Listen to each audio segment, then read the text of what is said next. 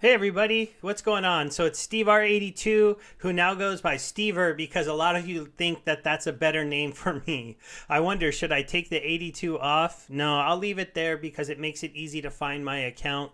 That's why I've left this name there. Thank you for all the new subscribers and everyone who checked it out when I got my Waka Spirit Blade drop. I haven't been using the card that much. He's not as overpowered as I thought it seems like, and it's for one of the things I didn't think about before. A lot of times when your monsters hit people, it kills them anyway, so then when you poison them when they're already dead, no big deal. But at the same time, in some rule sets and some things, it's very, very good. And I actually think it's very, very good in the lower leagues. I'll be testing that in some events pretty soon as opposed to the upper leagues, but it was sold as a maxed out card, so you really only had players with maxed out decks buying it, so maybe that will prevent him from being too much of a problem for you if you are competing just in your everyday run-of-the-mill matches and questing and just playing the game in those lower leagues. So now we're going to get into doing the giveaway that I do on my post where I do the recap of the town hall. Then we're going to go ahead and get into doing the town hall recap. Some fun things to talk about this week for sure, including the Waka sellout, as we know that sold out very fast. And there's just a lot going on. So again, I do post the video onto Hive a few minutes after I post it onto YouTube. I then pin a link so you can get to this post, and if you put a comment here, you get your name on the wheel. So we got the name set up, and oh wait, let me just double check. Oh, I did not get the right names on there. That would have been bad. Those are from the last giveaway I did. So we'll update those. You'll see me do a live shuffle. This makes sure that I didn't do any tricky stuff. I don't think there's any way to hack this wheel. That's why I use it. And we'll see who's the winner. Oh, almost Jenna. Sorry. But instead, it's Masty6. Let me just make sure I have your name right. Let's go ahead and go into the post. Yep, it is Masty6. I just wanted to double check on that. We'll jump into the account now, and we will send out some DEC. It's always kind of nice to be able to give back to the different players out there. I know a lot of you, 1,000 DEC, if you're a smaller player, would pay for rentals for a couple seasons or get you a couple cards in the game. It was really fun when DEC was more money and that $1,000 was 1,000 DEC was like 10 bucks, but now it's still like $3, so it can help people out for sure. Now we'll go ahead and get into the town hall. So the town hall post was pretty good overall. Nothing like crazily amazing for the players, but we did find out just days before, and they talked about it in the town hall. The first big thing was the Warner Music partnership. So if you didn't see this, you'd have to just not be paying attention over the last few days, but Warner Music Group has partnered with Splinterlands for Splinterlands to create games for the Warner Music Group. Now this might not indirectly see how it would benefit the Splinterlands game and economy, but they did say here they are looking for a way to bring more value to the Splinterlands tokens and cards and try to build games where you'd be able to put some of those assets into those games. And some people might think that doesn't make any sense. Why would Warner Music want a Splinterlands card in their game? Well, there are a few of the cards that are human cards or spirit cards that could be branched into a musical game, in my opinion.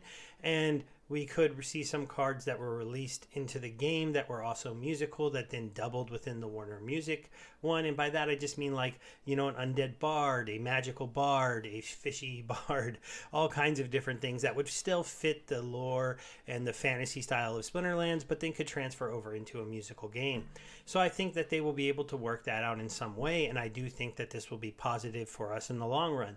But even if there is not great value brought to the Splinterlands ecosystem directly from the other games, this should prove to you if you had any doubts in the Splinterlands team. I know some people sometimes have said they don't think they're the best leaders. You don't get a partnership with a group like Warner Music Group, who's one of the top players in the music scene. They are not just Warner Music Group. If you really dig into who they are and all the different music labels they own and all the different other artists that are underneath their umbrella, you would understand that they are a very major player in the music industry. and to see them want to come into the world of NFT gaming with a partnership with Splinterlands, possibly built on Hive, which would also help the Hive ecosystem, which indirectly helps us because a lot of us run Hive blogs. I've been telling you to go ahead and get into doing that if you're a Splinterlands player. In my Gold Steve series, I've been showing you how to enter those contest posts to get some votes. So what if they build this game on Hive and we see Hive double? Well, then those votes you're getting are going to be doubled, and more money in Hive. When Hive is popping off, there's a lot of Splinterlands players who are big Hive users. They're going to be making more money over there, be able to put more money into the game, and this cements Splinterlands as a team that is looked upon on the outside as a successful NFT game. You wouldn't go to a team and make a game with them if you didn't know that they'd be able to design you a game with good tokenomics that can also be fun and easy for people to play. Right now, we know they're going to be making 2 games. It sounds like one's going to be a music producer game, and then one of them is going to be a very casual game, something very simplistic.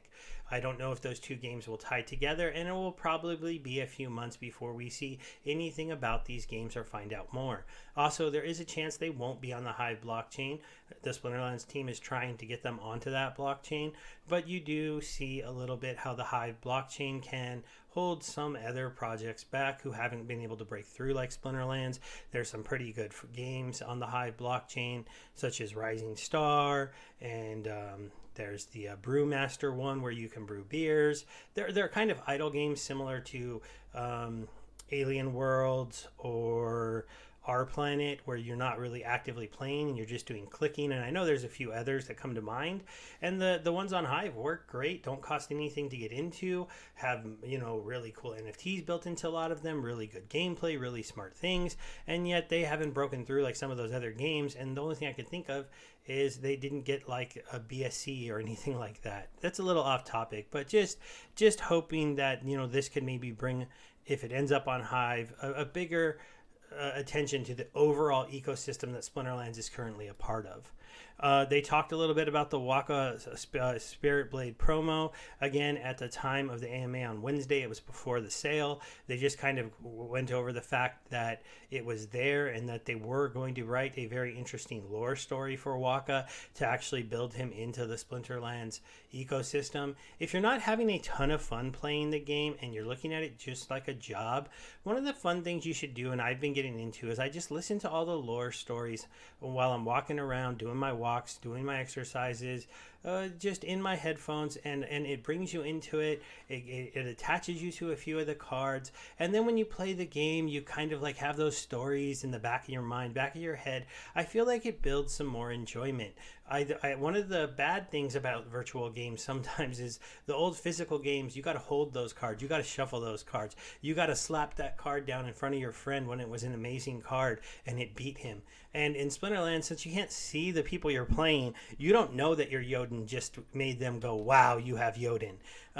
More like wow with the bang of the fist on the desk.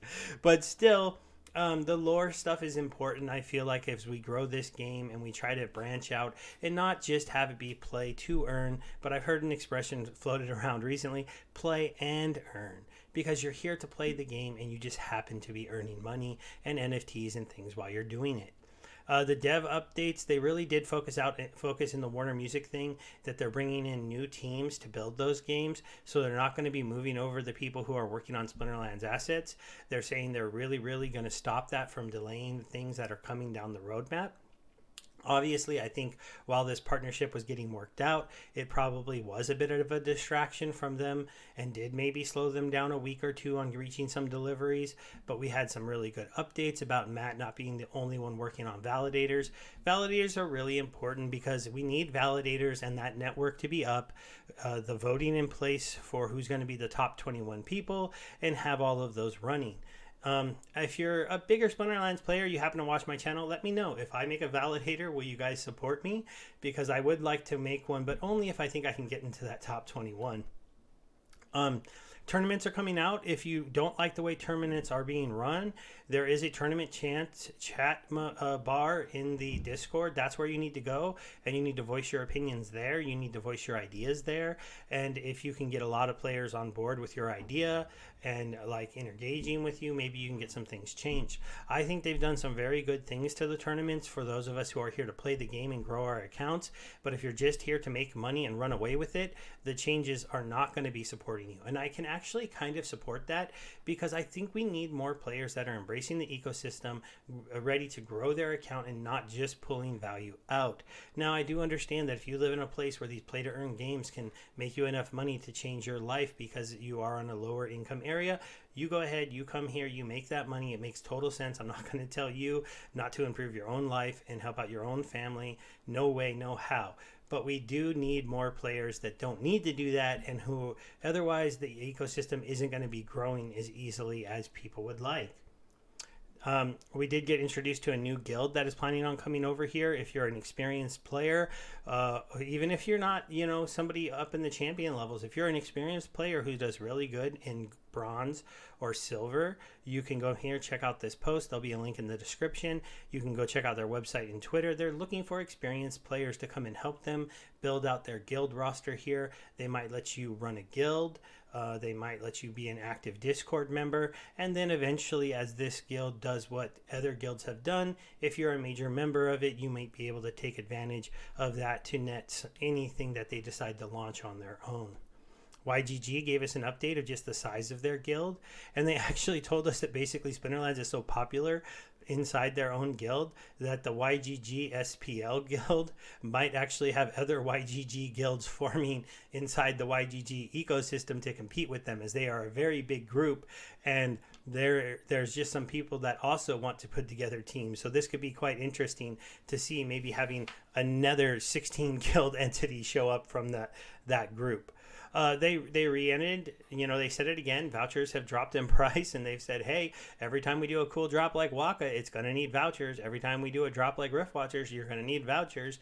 Every time you did anything, we do anything, including, I wouldn't imagine if they were doing some kind of special like drop where we can get the Warner Music NFTs early before they're released. Well, it's going to take vouchers. I don't know what's going to happen there, but it's possible that you might want to get some vouchers. So the TeraBLock integration is getting finished up, and really what this is going to do is it's going to make it easier for them to move SPS onto multiple different chains, which is just going to be able to make it easier for people who want to get the token to hold the token. And it's also going to make it easier for people to come from any ecosystem and into the game and make payments when it comes to the crypto ecosystem. They're also working on better fiat to crypto gateways. They will have some better ones in place soon to where you can buy DEC in the game with fiat, but those won't work for US users right away, and they're trying to get some that will be able to work on US users. I'm going to be doing a featured video on how to use Binance Smart Chain to directly get funds from Binance US to Binance Smart Chain, where you can buy DEC and then transfer it into the game for free. That's probably the best workaround for US users today, but that is not really ideal, so I do understand if you don't want to have to jump through those hoops, but that's the only really way I know to turn fiat into DEC from the US without paying a pretty good amount of fees doing it through Ethereum or through some of the swapping protocols that take a pretty big chunk. There are a few other ways. Also, you can always just buy Hive and then move Hive into the tribal DEX. You can do that with basically Bittrex and a couple other places. If you can get into regular Binance, then you should know you don't really need that, because then you can just use that. So the SPS, they just reminded us all that there are some things that are coming to an end that could help the price of SPS start to go up a little bit. Basically, you're having the private investor distributions end, and we don't really know the exact price they got it at, or I don't know it off the top of my head. I don't remember it. But if they're in profit, some of them could be taking out initial investments or taking initial investments plus some profit, which could be some pretty big sales when they're getting those distributions. But they should end around the April. And so then there'll be no more private investor money coming. And then the SPS airdrop is going to end in July, which is closer than a lot of people think. At that point, we are probably going to be seeing a drastic decline in the value of DEC. So do not hold a lot of DEC when it is no longer earning SPS for you holding it. That is its main value point for it being held extra right now. So I'm warning you. I warned you guys before it would drop from that peg 3, that 10x peg, and it dropped down to a 3x peg. It's held at a 3x peg, but I still feel when the DEC does not earn you points for the airdrop, I don't see its value proposal unless it is going to be added into maybe getting vouchers. That could be a way that the team could look to hold up the value of DEC, but then that hurts the value of SPS, because right now the only way to get vouchers is staking SPS. So I don't really think they would do that, but that's the only thing I could think of. The other things to note with SPS is that Rift Watchers is coming, so people who want to buy those packs will be buying SPS to buy those packs because they have to. They will also be buying vouchers. It's a pack drop, so you got to be looking for people who are going to be collecting hundreds of these vouchers to get these packs. Rift Watchers is a set that should be similar to the dice set. When you look at the dice set, it was not a lot of cards, but there are very impactful cards in those sets. Lorena and the Thorn Summoner, I forgot his name right now. They are some of the best cards. The first 11 drop legendary attacking cards are in that set, and you had the 1 drop legendaries that are very limited. Not many people have those cards, but if you do, they set you apart. So it's just something to get ready for. And once SPS governance is in place, I've said this before, when we have to stake our SPS to vote on things, and then that staked vote, then my vote will be 200,000 votes, then you bet I'll be voting on things. And if things aren't going my way, I might want to be getting more SPS, just like any other player. We got the stats for the Carnage Titan. He looks like a very beast of a card. I won't do a full breakdown on him today, but I probably will as we get closer to him actually getting airdropped. They gave us a cool wallpaper, so it's always cool to download these if you make content, as they are good things to use to make thumbnails and other things like that. We got some kind of cool story art images that they were going to put out in the Waka story post, and that post is up as well if you want to check it out. And that really kind of finishes up the town hall. This is about a 17-minute video, and there was 20 or so, 2 hours or so in the thing. Now, I did watch the town hall. When they got into the questions, that there was mostly a lot of really basic stuff that the team went over. They got peppered a little bit about the Warner Music Group and how this was going to connect into Splinterlands, but they kind of punted that until later because they said that they can't just release everything they're doing at this point. That they were at this point allowed to tell us about the deal. Now, just quickly, we'll take a look at the prices of the assets of Splinterlands. We'll pretty much do this every week. Now, the Dark Energy Crystals is still, right around here in this 0.0033. It hasn't gone up or down very much. It's been pretty stable here. So that's pretty nice to see. We got Chaos Packs at $3. Remember the secondary pack sale here at $3. That is nice to see. That's a good strong number. It's only $1 off because that helps us keep vouchers at a good value. Vouchers represent a pack, a free pack, a $4 free pack when you buy a lot of packs. But they also represent access into special drops like Waka. So their value is going to be somewhere around $4 to at the most, to possibly a little bit more if these special drops continue to happen at a high rate. Basically, I think in a frenzy of buying before Rift Watchers, we could see vouchers higher than that. So when we look at SPS right now, we're at 13 cents. That's not too bad. It's kind of seemed to have found a floor around 12 cents. Went back up to 14, came back a little. We'll see where this goes in the future. Again, I do think this token is really, really undervalued just because of how much of it's being given out for free right now. And so I'm probably going to be starting to look to do my first ads to SPS because I think we're getting near the end of the airdrop and when time will be going back up. Vouchers took a major hit after Waka sold out. I was kind of in that live stream saying that if I didn't get Waka, I'd want to sell those 500 vouchers as quick as I could. And if you look at the chart, that's basically what happened. Here we were. Oh, wait. Why is this going so many days? Let me zoom way in. Oh, that is not a very good chart. I don't know what I did. Candlestick. Depth? No. I don't know why that's showing so many days. Wait, we don't really care that vouchers were $10 back on December 6th, right? But you see them here, right here, they were at, oh, no. Well, yeah, there we go. So you can see right here, we were leading up, and then Waka came out, and whew, all the way down here, had a little rebound, and now we're trending back down here. Now, I would tell you that when vouchers are under $1.50, they're a steal. And when they're under, if they get to under $1 or close to $1, they would be absolutely a steal. But they don't stake, so I wouldn't buy a ton, but you could dollar cost average into vouchers, and you've already got an idea of how many you might need for access into something. You know, for Rift Watchers, one will be for one pack. So if you get an idea of how many packs you might like to buy, you need to get that many vouchers. And if you want to see,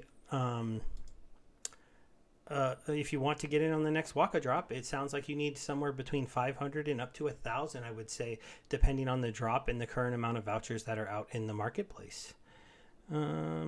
A land pot is at $400. I guess we could just start tracking that when I do these videos. But we're going to go ahead and end it there. That really covers everything I wanted to cover. And I think about a 20-minute video is as long as I want to make this. Thanks, everybody. And, oh, one last thing that we can talk about, the tournaments. The thing that I mentioned is if you look at like this one here, there's only 40 players in a tournament that they're going to pay out up to 128 places. So given you only make money if you're in the top 16. So this is an interesting one. Though, as you can see, my entry fee is 75 SPS. But when you look at the tournament, it says that the entry fee is oh well, actually no, it's if you are in a lower bracket, it's much cheaper to get in, but you have to have 5,000 SPS staked. So this is a very interesting thing because they're making their tournaments so that low players have a good chance to get in and make a profit, but only if you have enough SPS staked to enter. And then they're making a player like me not want to enter this one because if I paid 75 SPS, I have to be a top 16 player in this tournament or I lose money even on a payout. So this is a very, very interesting thing to see. And I'm wondering how that's going to work. It's going to be an interesting thing. I think I'll do a longer video on tournaments because I really want to end this here. So goodbye, everyone, and have a good day.